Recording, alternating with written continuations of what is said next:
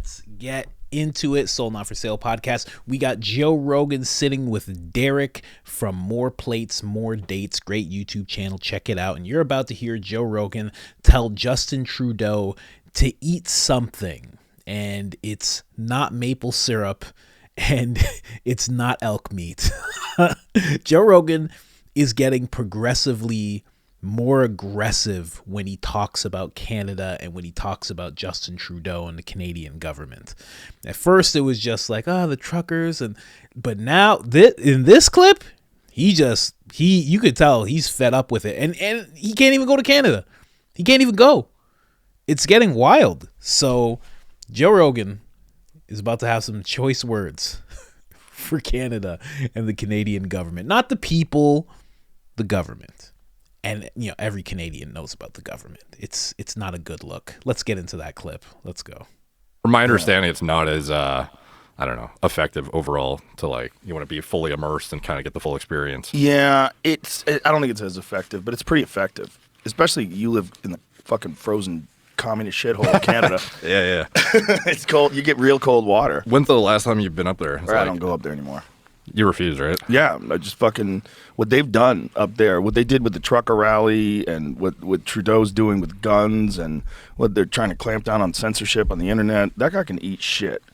Like that place needs 100% an overhaul of government. Like they're sliding down that dangerous road of communism that scares the shit out of me. Yeah, it's funny because even though I'm in Canada, it seems like the prevalence of political information and media is so much lesser than what goes on in the States because it's just far more interesting. But even the alternatives that I'm aware of on the political, side of things that are trying to, get Trudeau out and replace him, not much better from my understanding. It seems like everyone's, every time I go on Twitter, I see Jordan Peterson shitting on some other guy who's like the next best option apparently. Well, he likes that Pierre guy. What's that guy's name? I don't know. Pierre Polivier. What is his name? There's the guy who's the reasonable Republican type character or conservative character. What is the? Yeah, I think you said it. Yeah, Pierre Polivier. That guy's very smart. Okay. He's very interesting. There's a really funny video. I don't know if you ever saw it, but he's eating an apple and he's talking to this reporter, and the reporter keeps asking him really stupid questions. Like, what do you mean by that? Like, what does that mean? And like he catches this reporter. Like, says who? Who's saying this? And it's. Have you seen that video? I've never seen it. Jamie will find it. Currently, you're obviously taking the populist pathway. What does that mean? Well, appealing to people's more emotional levels, I would guess. Certainly you tap very strong ideological language quite frequently. Like what? Left wing, this and that, right wing. It's like just buzzwords. I never really talk about left or right. Anyways, I don't really believe in that. Okay. It's a longer conversation, but it's very interesting because it just shows you the level of the level of sophistication of these fucking dopey reporters that are covering this kind of shit. Now they are just trying to always play gotcha stuff. The title was, "Does it hurt him?" I wonder what the consensus is of the average Canadian, if they think it's, this guy's legit, or if they're like, this guy doesn't care about us at all. It's a good question. I mean, I think propaganda affects everyone, and I think Canadian propaganda is a little more tightened down and controlled. What they did with the truckers, for example, the way Trudeau just openly labeled them as racist and misogynist. And then when people were donating to this trucker movement, when they were trying to, have this protest, they closed down people's bank accounts who donated. I mean, that is third world country shit. Yeah. The fact that they think they can do that in Canada is insane. Have you seen the ban of news in Canada, to where if you're located in Canada, you can't access news outlets now because the news outlets or the social media platforms featuring the news outlets refuse to pay Canada their own fee, essentially. So if I'm in Canada and I go on Instagram and try to go to a news page that's outside of Canadian media, it'll literally say can't view, unavailable in Canada. Yeah, it's crazy. That's nuts. That's like China. Yeah. I mean, it's literally like what they do in foreign countries that are run by dictators. Yeah, dude. The bills, it seems like every couple of weeks there's some new gong show of a bill that everyone says is going to, wipe out creators off social media or force you to make Canadian content only, which is this super nebulous thing that you have no idea. Am I only going to be able to talk about maple syrup and beavers and shit, or what's it going to be? You don't know. So that's a concern as somebody on YouTube, especially. So yeah. Yeah, but Yeah, I've heard concerning things that my podcast at one point in time might not even be available in Canada because of this. yeah, Like that's a concern that this could be used in that manner to stop people from accessing podcasts, especially if I'm openly critical of that shithole communist government. oh yeah, you definitely won't be on there. Yeah, if you make Canadian enough content, then you'll get promoted though. Yeah, okay. I'll start talking about hockey. Yeah. I'll start talking about George St. Pierre and hockey. Yeah. Does George still live in Canada or? Rogan, you know how he has an MMA show? Maybe he'll just start a hockey show. You know, every like 10 episodes, he does a hockey show. That'd be all right. But man, it's wild. It's wild. I was trying to pull up an image of what you see when you're in Canada and you try to pull up like CNN on Instagram, and they're not showing anything like that. But I already had a video about it, and it's just a block. Like, Joe's not exaggerating. A lot of people think it's an exaggeration. He's not exaggerating. It's exactly like what you would see if you were in China. Like in China, when they're on the internet and they go to a site, it's just blocked.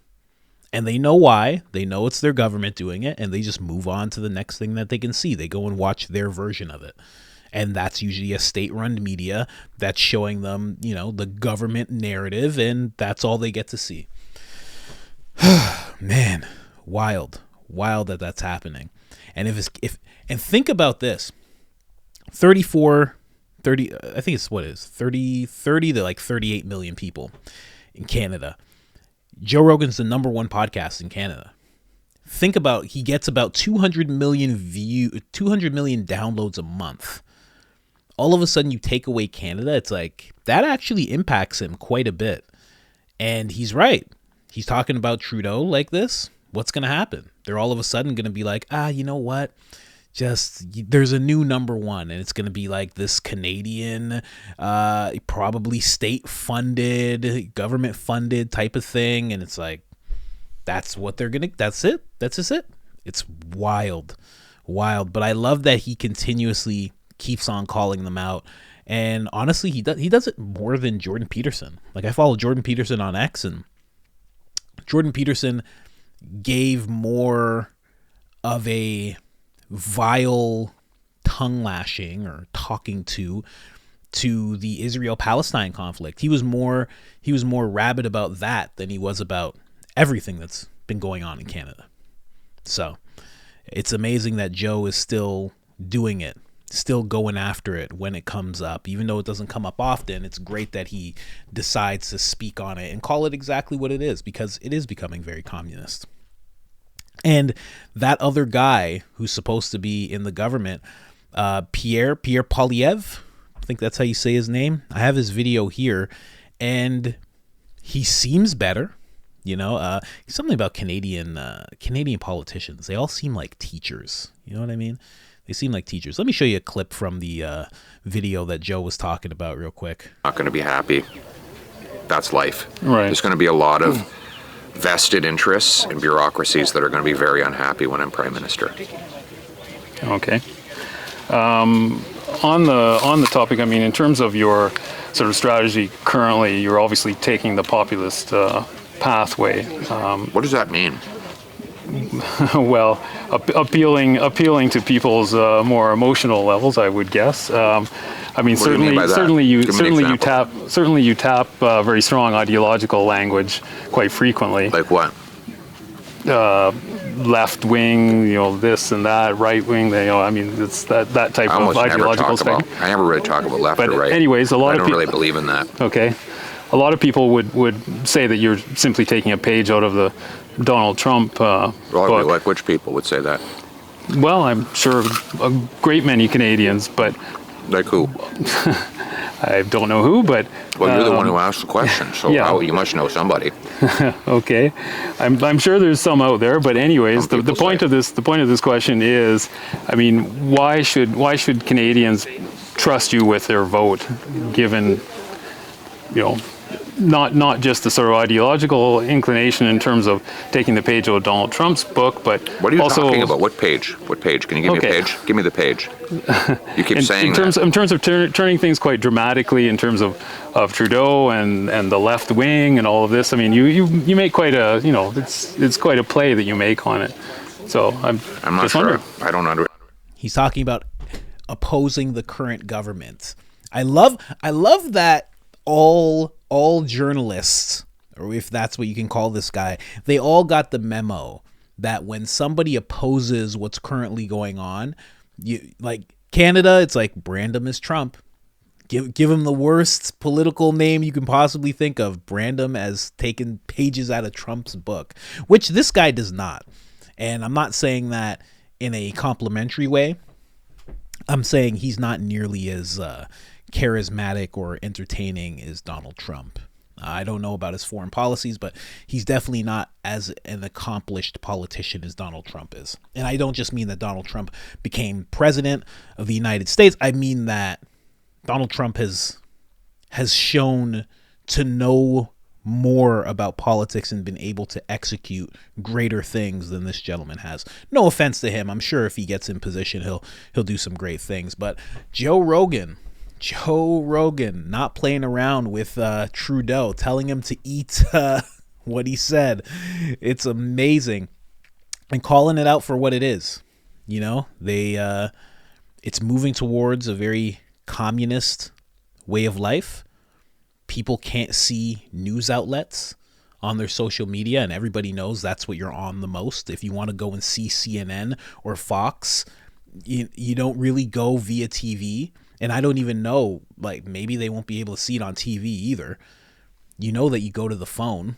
So they're stopping people from seeing news from other places. Thank God for, again, another reason, thank God for X. Because at least that's not taken away, because X is not playing all of this stuff that Canada's gotten into. So if you're in Canada, you can go to X and see everything you need to see, every story. You can see the right, the left, the centrist, the everything you need to see. But in terms of Facebook, Instagram, the main things people use, can't see anything. What's this turning into? How bad's it going to get? I was doing another story on this a month or two back, where if you assembled a protest near people who were LGBTQ, you could be fined $25,000 and possibly spend time in jail. So that means if a bunch of people in Canada assemble and decide to protest, and there are LGBTQ people who feel uncomfortable or feel like they're being attacked, or maybe the protest is about, that, they can all be fined $25,000 a piece and possibly go to jail. What's it turning into? I don't get it. Can't wait to see Trudeau out of office and hopefully just out of the government. It seems like every government around the world has these people who are WEF, straight up. WEF, they have that in common, and they also have this thing in common where they're like the necessary evil, almost the evil that won't go away. Like Pelosi, she's in her 80s, will not go away. Trudeau, I doubt will go away. New Zealand, even though I think they have a new prime minister, the former one is not going to go away. It's just so weird that these people just pop up and will not go away, and they seem to have the worst interest of the people at heart, But anyway, let me know what you guys think of Joe Rogan's podcast possibly being banned in Canada. If you're in Canada, what are you going to do about it? Are you going to VPN up? Are you going to do that? Or are you actually going to go to your local government and say, this can't stand? This cannot stand. When I'm in my house listening to trying to listen to podcasts and see news, I want to be able to see everything. Because that's truly what needs to happen. A bunch of people have to start saying, if you're for this and you're not willing to speak for me against it, I cannot have you in office. That really needs to happen. Millions of people do that, you got your problem solved. But until somebody does that, it'll just be no Rogan for you guys. No Rogan for you guys. Maybe no me for you guys. Maybe what are you gonna see? Mr. Sunshine Baby. If you're in Canada, you know who Mr. Sunshine Baby is. He's pretty great. He's my Canadian contact. Anyway, I'm out. Like, subscribe, do all that good stuff. I'm out of here.